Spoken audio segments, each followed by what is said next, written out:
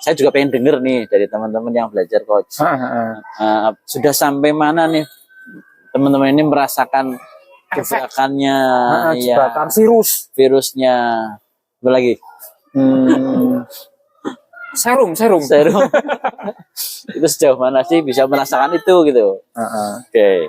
Mulai dari yang paling terakhir datangnya, yang terlambat. Ya.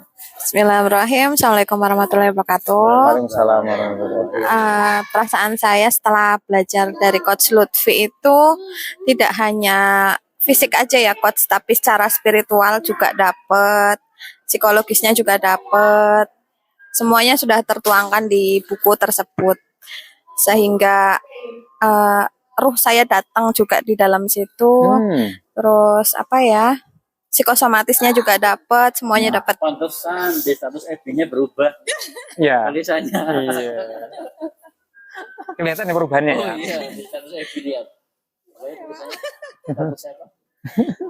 Yang kemarin kita itu bahas.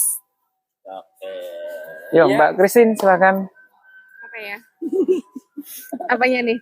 Apa yang sudah didapatkan nih dari maksudnya efek atau sensasi setelah ketemu saya, setelah belajar dengan saya?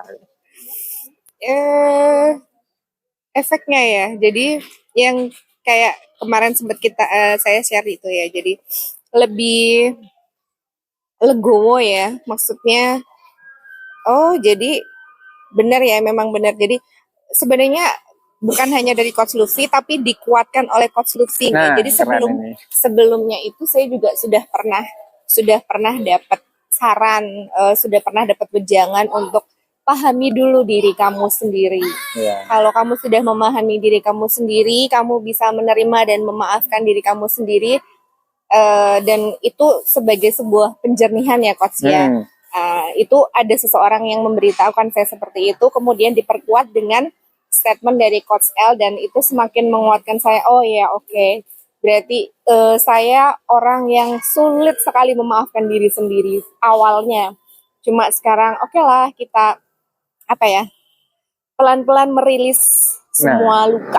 Jadi saya coba panggil kembali luka itu, kemudian kita berkomunikasi, kemudian kita berdamai. Jadi ya sedikit demi sedikit belajar lah ya. Jadi belum bisa sempurna karena kesempurnaan hanya milik Andre and the Backbone ya. Gitu. Kira-kira gitu Coach. Oke. Saya dapat inspirasinya adalah rindu dendam. Bagaimana mengolah dendam menjadi rindu ya. Gitu ya. Benar, silakan. Nah, ini beliau dulu. Ya, sensasi yang Bunda rasakan dan efek dari virus dan serum yang saya suntikkan, vaksin. Dahsyat Coach. Ya. Labeling saya itu galak ya. Menarik, dan awalnya saya tuh nggak suka dengan labeling itu. Awalnya nggak suka. Tapi setelah bicara banyak dengan coach, mendapatkan masukan dan khususnya siraman ya, ternyata galak itu nggak jelek juga ya. Saya justru bangga dengan labeling galak itu. Iya betul. Saya merasa bahwa ternyata ketika teman-teman mengatakan saya galak, itu adalah doa juga buat saya gitu. Jadi, cuma konten di sini galak itu apa sih, kan seperti itu ya. Mungkin lebih ke saya adalah seorang yang tegas karena mohon maaf, tidak semua orang itu bisa dikatakan sebagai galak. Nah, jadi mungkin inilah suatu kelebihan saya yang memang saya bersyukur di sini bahwa ternyata di balik galak itu ada satu maksud, tujuan, hikmah yang itu ternyata sudah dijelaskan banyak sekali oleh Coach Lutfi. Jadi saya cukup berbangga sekarang dengan labeling galak itu. The Queen of Galak. The Queen of Galak. Jadi kalau kepingin ngerti galak yang seperti apa, ayo kita berteman ya. Oke. Berikutnya sensasi dan perubahan setelah saya sering mendapatkan siraman spiritual khususnya. Pengen tahu apa enggak nih? Pengen tahu banget ya. Banget ya. Ada keajaiban-keajaiban yang memang saya temukan ya, yang itu di luar nalar lah, di luar nalar, dan selama ini tidak terpikirkan seperti itu. Simple aja, salah satunya awalnya saya nggak bisa nulis, coach. Jujur saya kalau balas WA itu cuma 1-2 kata, dan itu sih masih tetap ya, balas WA masih 1-2 kata. Tapi kalau untuk merangkai satu kata menjadi satu paragraf yang menarik apapun itu, mungkin sekarang masih belum menarik, coach. Tapi prosesnya adalah ketika saya dipancing coach untuk membuat satu cerita dengan satu pertanyaan, itu nggak ngerti, tangan saya tiba-tiba langsung ngetik aja gitu, hasilnya ya lebih dari 3 paragraf, lebih dari 5 paragraf. Mungkin itu satu Mas Beta yang sudah saya dapatkan selama saya mengikuti beliau-beliau ini. Itu dulu, terima kasih. Semoga biar penasaran ya. Iya, biar penasaran, dan kok bisa ya, bisa. Okay. Ayo bergabung. Ayo. Baik, teman-teman Beta Terapi, memang belajar menulis ya, sinau nulis yang di kelas ini itu uniknya adalah tidak melulu belajar bagaimana cara membuat kalimat, bagaimana cara membuat paragraf, bukan itu. Tapi bagaimana dioprek otak ini mau mengeluarkan kalimatnya. Karena sejatinya setiap orang itu sudah punya sumber dayanya. Betul. Artinya setiap orang sudah tinggal dibuka kunci-kuncinya, dia akan tereksplor sendiri dan dengan gaya uniknya masing-masing. Mungkin yang yang pasti gaya saya menulis dengan gayanya Bu Nur, gayanya Lintang menulis itu akan sangat jauh berbeda. Dan keunikannya itulah yang menjadi brandnya setiap writer itu akan kelihatan pada saat akan nampak ya pada saat dia mencurahkan isi pikirannya menghasilkan sebuah karya. Ya, yang mana saya ngobrol sama Coach Holis bagaimana sih menuangkan rasa marah, menuangkan rasa dendam itu menjadi sebuah tulisan yang elegan. Tulisan yang elegan. Yang saya gimana sih caranya ya coach gitu. Iya, karena itu sebuah senjata sebetulnya ya, senjata kita untuk kita pertama bisa melakukan self therapy. Karena writing is healing ya. Ya, kita bisa nuliskan, kita curahkan apapun adalah sebuah healing, penyembuhan. Dan saya yakin teman-teman semuanya yang sudah mulai tertarik dan belum mulai mendaftar ya, bisa sudah mulai kontak dengan nomor saya. Mantap. Sambil kita mendengarkan tips-tips yang masih sedikit dirahasiakan oleh Coach Holis ini ya. Gimana sih caranya menumpahkan itu gitu ya? Menumpahkan rindu dendam menjadi tulisan yang elegan. Gitu. Oke. Coach Holis, monggo. Coach Lutfi. Ya, Coach Holis dulu. Yang ganteng Keri. Writing is healing and we can do it with singing. Ada tambahan. Yes. Labeling tadi. Kita sering dilabeli dengan beberapa kata sifat yang sebenarnya itu mengandung makna yang lain ya. Saya ingat salah satu lagunya Tulus dan saya mau menyanyikan itu daripada saya memberikan teori. Waktu kecil dulu. Apa Mbak? Nunggu ya. Terus. Waktu kecil dulu, mereka panggilku gajah. Mereka Mereka menertawakan. Mereka panggilku gajah. Ku marah. Kini baru ku tahu, kucing di dalam kolokan.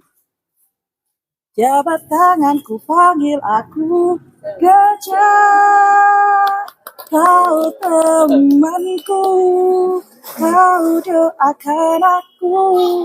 Punya otak cerdas, aku harus tangguh. Bila jatuh, gajah lain membantu.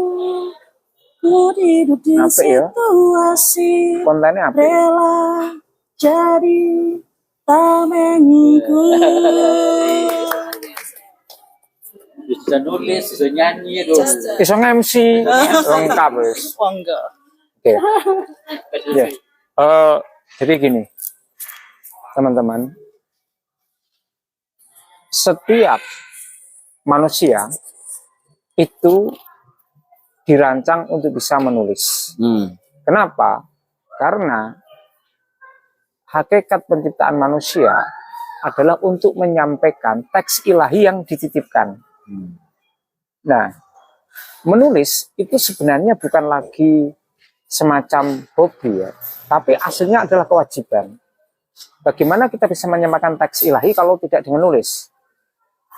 Kalau dengan ngomong hanya tersebar ke beberapa orang, tapi dengan tulisan bisa awet.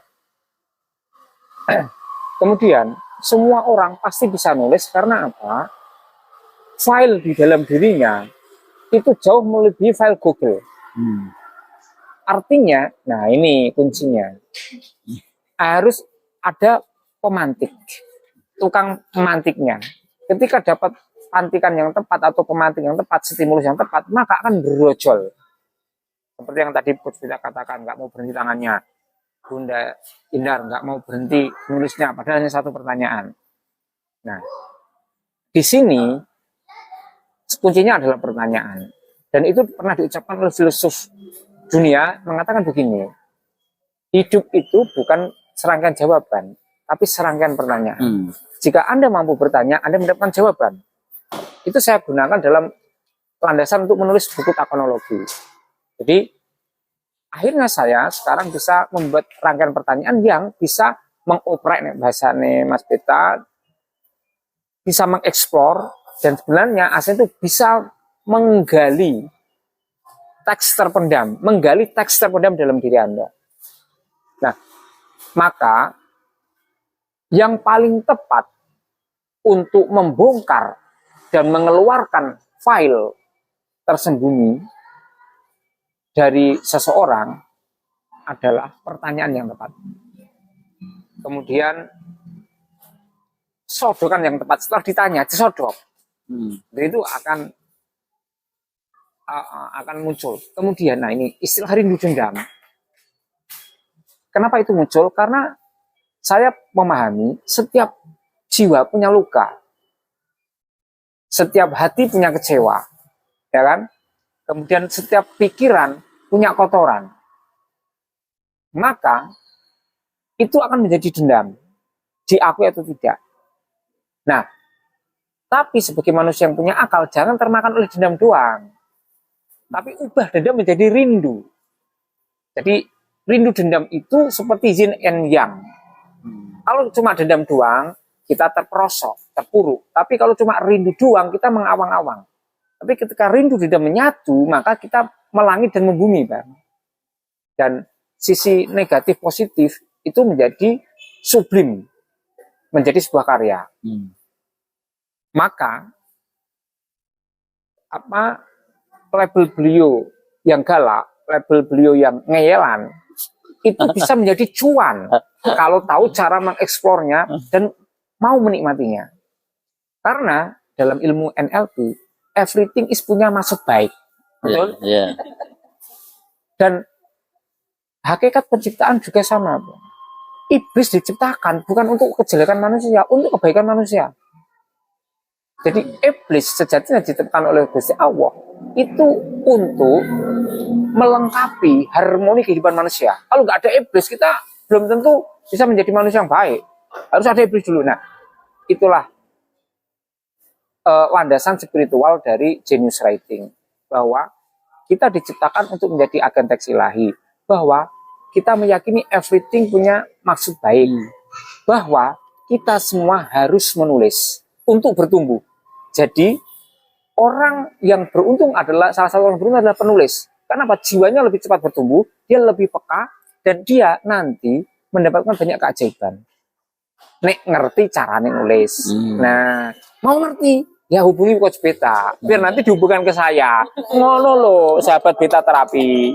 Oke, makasih, nanti jangan banyak-banyak, nanti jadi satu SKS. Kita kan mau pindah kelas. Ya, kita mau pindah kelas nih. Baik, ya, terima kasih Coach Lutfi, Coach Holis, Bu Nur. Ini di mana nih dua orang?